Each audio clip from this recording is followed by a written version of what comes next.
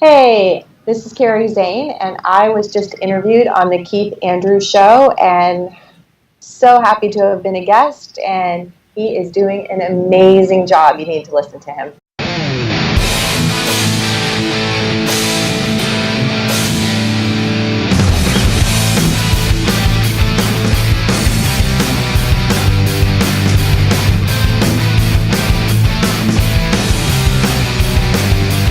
Ladies and gentlemen, I am your host, Keith Andrew, and you're watching one of the greatest talk shows on the internet today. Not to toot my own horn, but one of the greatest talk shows there is, the Keith Andrew Network. This is episode 516. I'm here with the talented and beautiful Kerri Zane. I just want to say thank you for being a guest on my talk show. My pleasure. Now, for people who want to know what my talk show is about, the whole point of my talk show is to show people that even with having a learning disability, I can still amount to something. And at the same time, I'm able to turn myself into an example for people out there dealing with any types of learning disabilities and disabilities to never give up and prove people wrong. Prove to them that labels do not dictate who you are and who you're going to be, and just to prove to them we can break the labels. So hashtag break the labels. So that being said, half hour, 33 minutes of your time. You can say anything you want, talk about whatever you want, and starting off, like I said, I'm a little rusty at doing my interviews. I haven't been doing this as of late. I've been fighting, get a good job actually works out. So I've been going back and forth like a ping pong ball. But this is what I want to do for the rest of my life. I want to die happy doing this. But, hey, you have to eat shit in the meantime, so you gotta do what you gotta do. But starting off, I'm gonna ask you some easy questions, and we're gonna just have fun with it. Okay, sounds good. I like easy. The first one is, when you went to college, what did you major in? And were you athletic, or were you a party animal? Well, I believe that balance is important, so I was a little bit party animal and a little bit athletic. I studied sociology, which actually, I guess at the time I thought it had nothing to do with television, but I think the way that reality television has evolved, sociology has everything to do with it. No, I agree. Well, were you like a soccer player, baseball, cheerleader? I think I wanted to be a cheerleader, but I never was. So, we kind of played intramural sports, and I did a lot of running. I went to UCLA, so I enjoyed the track there. And then shortly after that, got into like the gym and aerobics, and just became a gym rat, and it's never stopped. When you did track, was it like one person at a time, or was it like a group of people? Oh, I just did it for myself. I just did it for fun. So, Right. Yeah. Work off the alcohol calories. What about, a lot of people make fun of me for this, but did he ever get the chance to do one of those human pyramids, or not into the whole human pyramid thing? Do you do human pyramids? I love that stuff. I always wanted to do one, but I never did. Okay. No, I don't think so. Too scary. Would you ever be interested in doing one, or is not your forte? Well, if you and I do it together, you could talk me into it. Hey, we'll see how it goes, right? Okay. All right, Keith. I'm a big fan of that. I'm a loser. No, you're never a loser. Sounds like, could be fun. It is fun. It's a human exercise, human art, Yeah. and bonding. So what's wrong with that? Definitely involves a lot of trust. Oh, absolutely. And falling into a big pile is always fun, too. Yeah, it's like a mosh pit. Pretty much, by you writing down, standing up. Yeah, exactly. Now, the next question I was going to ask you, what really caught my interest, why I wanted to have you on the show, is you're an Emmy Award-winning, now, actually, the easy question, now we're going to go straight forward, full throttle to the hard-hitting ones. What caught my interest was you're an Emmy Award-winning TV executive. Who influenced you to I can't speak. Who influenced you to get into that type of work, and how many years have you been a TV executive? I have been a TV executive for more than 25 years. And I want to say that I was passionate about TV from the age of 9 when I started watching Lost in Space, and I wanted to be Penny. Everybody should know what that is now because of the new Lost in Space. Right. So, but I was like the original, you know. The only thing I remember, go ahead, I didn't mean to interrupt, I'm sorry. No, that's okay. I remember Lost in Space's Danger, Danger, Danger, Real Washington. Exactly. Even though, I know I talked too much and I kind of interrupt, I do apologize. That's okay. I was going to say, the only thing I found creepy about Lost in Space was how they had this random guy there that always walked around with this little kid. And it's kind of like, no one sees a problem with that? Yeah, I know. No, he just seemed like a nice robot. That's Except true. in the new version, it was a little darker than the old version. The old version was a little campy. The new version, the robot had a dark side. So,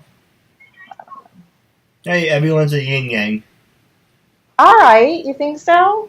You don't think there's all good or all evil? Everyone's a mixture. Well, for me, I think I'm a combination of a human yin yang. I don't usually walk around and do my interviews with it, but I walk around with it because up and down, left and right, good and bad. There's always a 50-50 where you're always going to do something right, and then you got to do something dumb.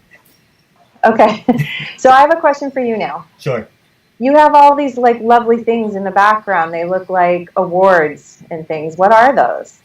All right. I'm a big fan of wrestling, so I have my brother worked for GameStop. Yeah, GameStop back in 2009. And so they were throwing a poster out, like, hey, my brother's a big wrestling fan, can I have it? Mm-hmm. And I had this big-ass sign. And I'm like, well, what am I going to do with it? So I cut it so I only have the important parts. SmackDown War and 2009, and it's ECW on the bottom. This one over here, the small one, I had that since I was a kid. And actually, I can show you. I had this. My mom was obsessed with QVC, and there was a time where they were selling WWF merchandise. Now they're actually called WWE. And if you look on the very bottom, it says 1997. Okay. Unfortunately, you see on the back, I'm a fan of Apple. I always use Apple products. Okay. But this was what the belt was made of. It was like a brown plastic leather, or plastic. If it was made of leather, the dog would have ripped the crap out of it. But it's made of like a plastic belt. And the dog basically ripped the crap out of it. And the only thing I was able to save was this. Okay. And for the longest time, I was like, well, what am I supposed to do? Is it I'm Intercall champion. People are like, yeah, well, where's the rest of the belt? Oh, so cool. I had it in storage. Now I'm using it for decoration. But I recently reordered a new one of this. It's completely different and everything. This is the KeithAndrewNetWork Championship. And now that I actually have the KeithAndrewNetWork Heavyweight Championship, I'm thinking of different names. Like whenever we hang out in person and you take a picture with it, I can call it, the KeithAndrewNetWork Women's Championship. And so you can take a picture with it. Okay. Or if there's someone with special needs, we can call it the KeithAndrewNetWork Special Needs Championship. Or whatever it is. We can have fun with it. But the point of this belt is to show people that, hey, I was labeled handicapped, mentally disturbed, retarded. I was never going to amount to anything. For the past 5 years, 5 years and a half now, look at what I was able to accomplish. And this belt is a symbol of hard work. I have a boxer crown. That's who made it for a crown trophy. I could have had like a trophy like, season 1, or I could have something like, season 2, or I could have gotten one big thing. and I saw they had actual belts. So I custom made it. Unfortunately, it's falling apart. Stupid plastic thing keeps peeling off, and I keep gluing it back on. So I call it my imperfect belt. But I have my logo, I have the championship, and this is an example for anyone out there. If you're very passionate about your goals in life, you should go out and do it. You should prove to them you can still mount to something. I like that. You're inspiring me. I think maybe someday I'll amount to something also. Oh, you have. You're an award-winning TV producer. Well, I feel like we're all a work in progress, right? We never finish until we're 6 feet under. That's true. Hey, like those people. Actually, I said to these people, "You're not retired until you're dead." Exactly. So keep doing what you love. But exactly. Yeah, absolutely. The next question I was going to ask you is, how many, Grammys or nominees or any awards that you have won over the years? How many? Yeah, because you are an Emmy Award-winning TV producer. Mm-hmm. Well, I have one Emmy. I also won some awards for a show that I did in the early 90s called Name Your Adventure with Mario Lopez. We won a lot of prestigious awards for that show. But it's been a while. Those awards are not easy to come by. That's true. Maybe we can make some magic happen with my talk show. Okay, let's do it. I like that. No, I was going to ask you this off the air, but we can talk about it on the air if you like. Is what do you look for in a talk show? When you first, for an example, when you first came and looked at my work, what was your first example? What was your first impression? Do you think I could be an Emmy Award-winning talk show host, biography? Do you think I have the potential? Because you are an expert and you are a legend in this area. So when you saw my work, what was your honest opinion? Well, I think what impressed me most about you is your fortitude and passion. And if you have those two things, I think you can accomplish anything in your life.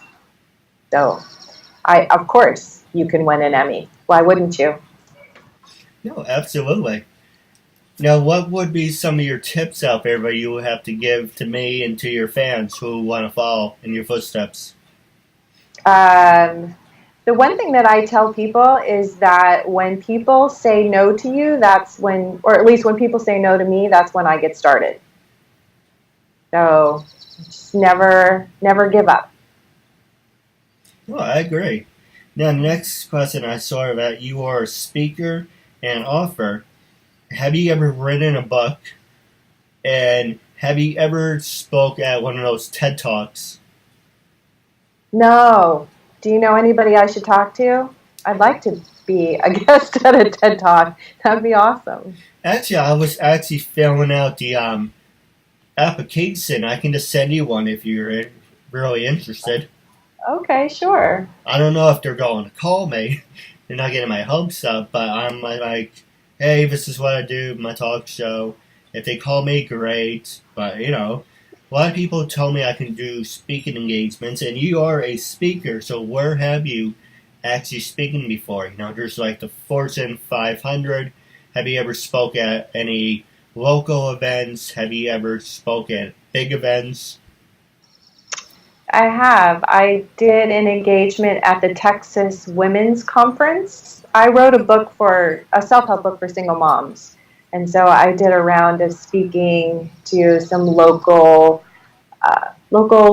places as well as that conference. A lot of financial advisors invited me to speak at their events.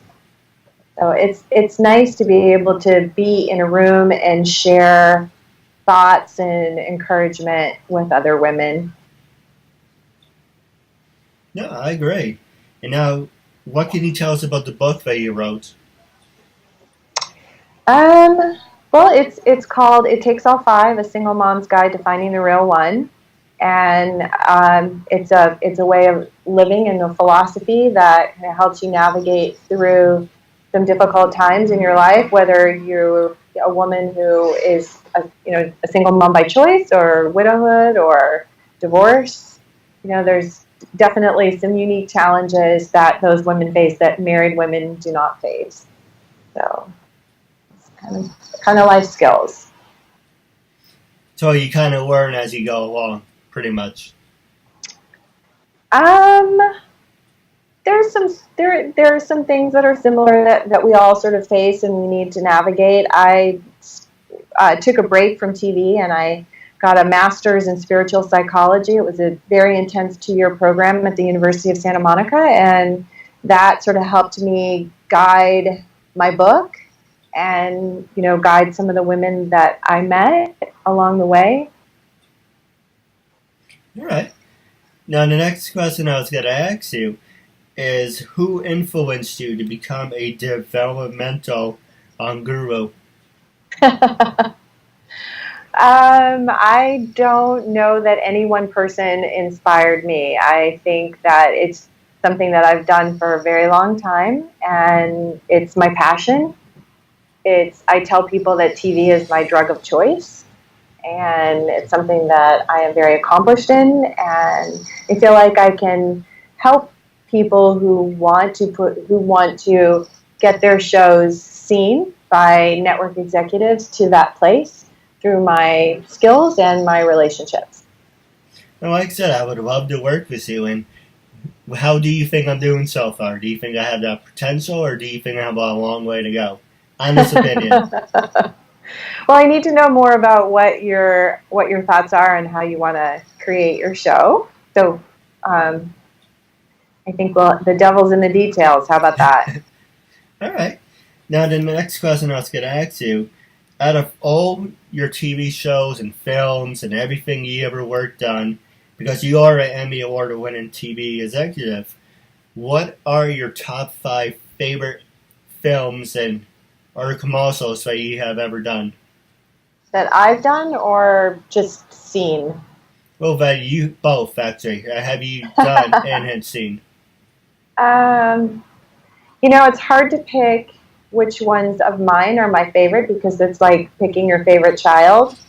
So I'm not going to do that. But I think my favorite film of all times was The Little Princess. I don't know if you've ever seen that, but I loved everything about it. I loved the story. It made me laugh, it made me cry. The cinematography was stunning. The acting was great. I don't think it got any of the accolades that it should have, but that was my favorite film. I don't know, recently, I don't know that I found a film that I really love. Argo was a great movie. I think that was the last Academy Award winner for Best Film that I agreed with. It wasn't a bad movie. Not one of my favorites, but it wasn't bad. Yeah, no. I remember when Revenant won, I was just angry because I really didn't like it. I had a lot of problems with that film. But, yeah. All right. Now we're going to take a quick commercial break, and when we come back, I'm going to ask you 2 more questions, and I'm going to pass the show over to you. Vanessa Lina. I'm Adrian Lalo. Hi, This is Cynthia Bass today. I'm Sonia Fisher. This is Shane Smith. My name is Alexandra Bowie. My name is Amelia Clover. Hi, I'm Amy Linden. Hi, I'm Anita Nicole Brown. It's Meg Green. Hi, my name is Asata Caldwell. Hi, everybody. I'm Brooke. Hi, I'm Bryn Berg. Hi, I'm Casey Dunn. Hi, it's Cassandra Kavinsky. Hi, I'm Christina Briza. I'm Cindy Hogan. I'm Courtney Sinello. Hi, I'm Daisy. My name is Deborah Jane East. Hi, my name is Dinah Maasea. Everyone, I'm Victoria London. Hi, I'm Heather Crona. Hi, I'm Heather Callahan Stevens. Hi, I'm J. Nicole Ralph. My name is Jamie Petrell. My name is Julie. My name is Julia Brankovich. Kathleen Wills. Kimberly Amano. Hi, my name is Laura Putnam. Hi, I'm Laura Chapanis. Hi, everyone. I'm Melissa Damas. This is Michelle Mupo, a.k.a. Fuchsia. I'm Rachel Olivera. Hi, my name is Sarah Joy Mount. Hi, I'm Susan Brender. Hi, everyone. This is Venus Leone. Hi, I'm Cheryl Turner. Hi, I'm Stephanie Herrera, and I was just on the Keith Andrew Network. It was tons of fun. We used up all our time and then some. I really recommend this show, and try to be a guest on Keith's show. It was super fun. Ladies and gentlemen, welcome back to 516. I'm here with the beautiful and talented Kerri Zane. Just want to say thank you for sticking with us. Now, with the remaining time, I'm going to ask you the last two hard-hitting questions that's going around today. And with that being said, I'm going to pass it over to you or right afterwards. The first one is, how do you feel about social media? Do you think social media can make you or break you? And do you think it dictates if people should work with you? That is a very difficult question. I don't know. I think that social media is interesting. I think it's a double-edged sword. It feels like a necessary evil. You know, it's like if you don't pay attention to it, you should, but I don't really know how people monetize it. I don't really understand the value, and yet everybody is really obsessed with having a big following and or people who have millions of followers, and many of those people on YouTube or Instagram have more followers than some TV shows have ratings. I don't know, it's an interesting thing. I think it would be a powerful question for someone who is a consumer marketer, like somebody who works for a big company like Kimberly-Clark or something, to see when they invest in a social media or media influencer, whether the return on their investment is valuable. No, absolutely. And this is a perfect example for you because, like I keep mentioning during the interview, you're an award-winning TV executive. Now, does your social media and your following on Twitter, Facebook, MySpace, even if MySpace is still a thing, Stage 32, does that dictate saying, oh, you have hundreds of people following you, so I guess you're a great TV award winner? Or does it because you have the hard work and the passion that overlooks if people follow you or not? I don't know that social media has any impact on television executives. I think that like many businesses, everything is about your relationships and who you know. So it's relational, it's contacts. Now, it's funny you mention that because, my dad was saying that, and I worked in retail for a long time, unfortunately, and people always say that's who you know that benefits you. It's not because if people like you or anything, it's like who you know. Exactly, always. Life is always like that. Now, the next question I was going to ask you is, let's see, what I was going to ask. Actually, I'm going to save that to next time. Now I'm going to pass the show over to you. Was there anything you wanted to promote, share, any funny stories? This is your time. You can ask me anything you like. Gloves off. So what is your dream show that you want to produce? All right, well, let's see. I'm a big fan of Bill O'Reilly, Bill Maher. So I would say I want to do a combination of the two.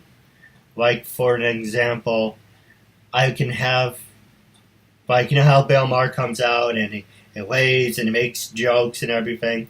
I kind of want to do that. But I'm also a wrestling fan. So I kind of want to have like an actual wrestling ring.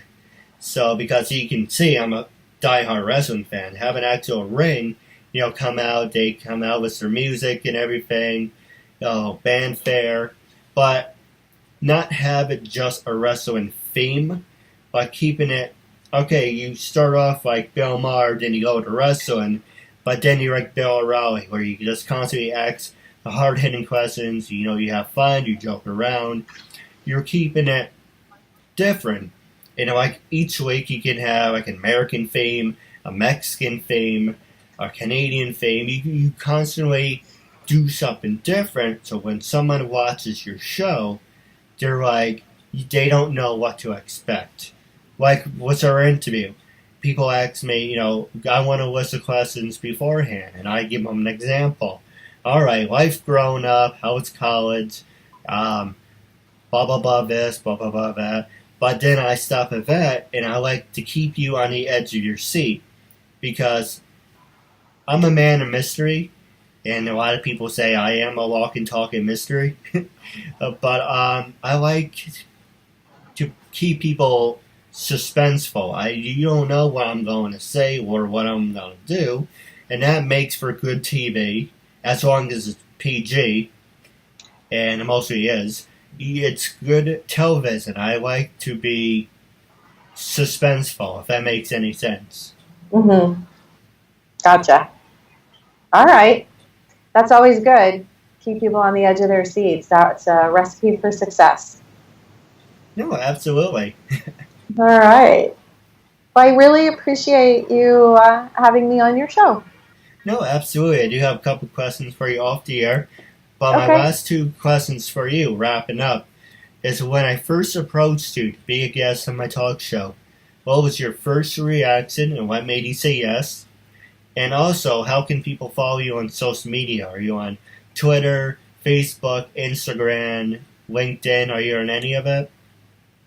I am. I'm on LinkedIn. You can follow me on Instagram. It's KZ Loves Life. And Twitter, my name, Kerri Zane. I have a website, which is also my name, and I tell everybody if there's anyone out there who has a TV show idea that they would like to see come to fruition, hit me up. I have a Pitch Me page on my website, and I'm happy to support you in making your dream come true. No, absolutely. Now, when I first approached you to be a guest on my show, what was your honest opinion, and how do you feel now after being a guest? My honest opinion, I always love sharing with guests or with anybody who, I was flattered. So, and always happy to share. And then you gave me a little bit of insight into who you are and your mission, and it made it that much more interesting for me to support you in getting your message out. No, absolutely. Hey, you're supporting a good cause and you're making a new friend out of it, so it's a win-win. Absolutely. Now, stay tuned. I do have a couple questions for you off the air, but wrapping up our segment, it was a real honor and privilege having you as a guest, and I'm looking forward to part 2 down the road. Sounds good. Thank you.